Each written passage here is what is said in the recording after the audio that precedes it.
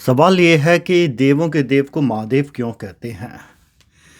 इसलिए कहते हैं क्योंकि बर्फ़ पे जहाँ पर ये भोला रहता है वहाँ कुछ चुराया नहीं जा सकता।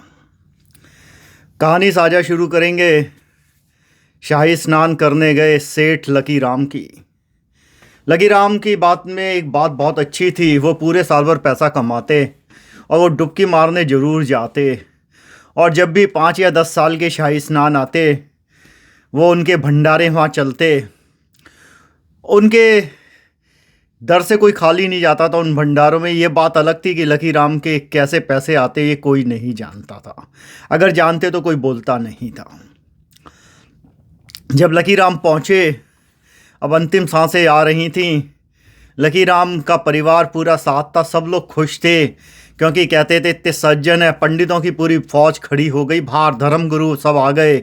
उन्होंने कहा ये तो इतने महापुरुष हैं, इन्होंने तो कितना दान करा, आज तक ऐसा कोई भंडारा नहीं जो इनके नाम पे ना चला हो।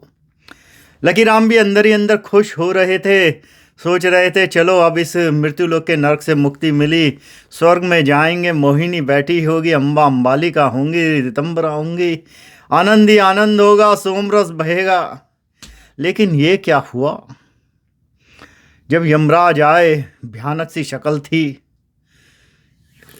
अब लकी राम को बड़ा सा अजीब सा लगा। लकी राम ने पूछा भाई क्या बात है यमराज, ये तुम गलत आ गए हो क्या? हमें तो लग रहा था हमारे लिए पुष्पक विमान आएगा, हमें स्वर्ग जाना है। यमराज ने देखा, भाई बोला खाते में तो नाम तेरा ही है भाई लकी राम, और सारी चीज़ें सही मैच हो रही हैं। बोला ठीक है चलो शिव को कॉल पे ले लेते हैं। कॉन्फ्रेंस कॉल करी गई, अब शिव को बुलाया गया। शिव आए मुस्कुराते हुए, बोले हाँ भाई लकी राम क्या बात हो गई, कुछ गड़बड़ हो गई क्या यमराज से? लकी राम बोला नहीं महाराज, बात ये है भगवान, ये मेरे को नर्क कैसे मिला? ऐसा कौन सा दिन था जिस दिन जो है मैंने धर्म के काम नहीं करे हों? ऐसी कौन सी शिवरात्रि गई, ऐसा कौन सा भंडारा था, ऐसा कौन सा शाही स्नान था? शिव बोले बिल्कुल बात करते हैं। बोला तुझे याद है तू वीआईपी स्नान करने आता था? बोला हाँ। क्या तेरे चारों तरफ पंडितों की फौज लग जाती थी उन अखाड़ों वालों की?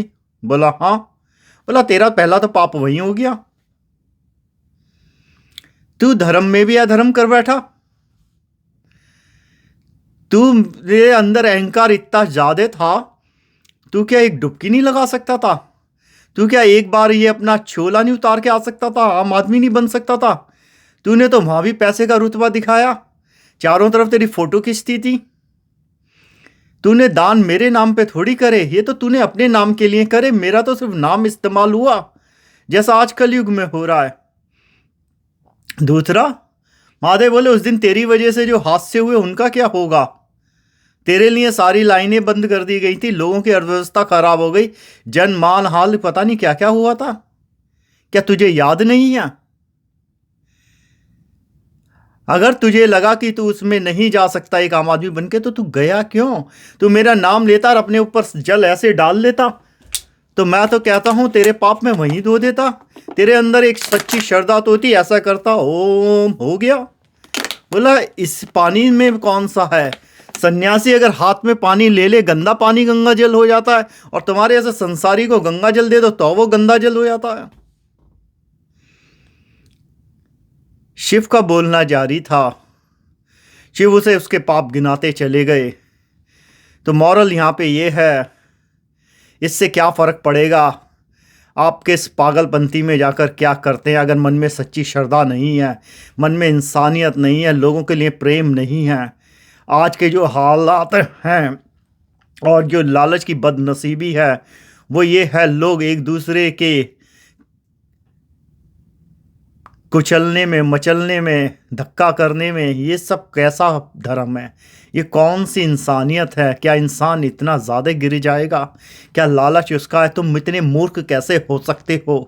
अरे तुम यहाँ पे संसार में लोगों को मूर्ख बना सकते हो, उस बैठे हुए पर्वत पे बाबा को कैसे मूर्ख बनाओगे? जो ब्रह्मांड को चलाता है, जो तुम्हारी सांसें का हिसाब उसे रखने की जरूरत नहीं, खुद रखी जाती हैं। जिसके अंदर ये बोध हो गया उसे शिव बोध कहते हैं। उसका मन इतना चंगा हो जाता है, एक बूंद में ही गंगा आ जाती है, और ये गंगा भी कहती है मेरे पास आके मुझे गंदा मत करो, शुद्ध मन से नाम लो, मैं हर जगह हूँ। गंगा शिव से निकलती है शिव गंगा में, और शिवांश गंगा और शिव के साथ ओम।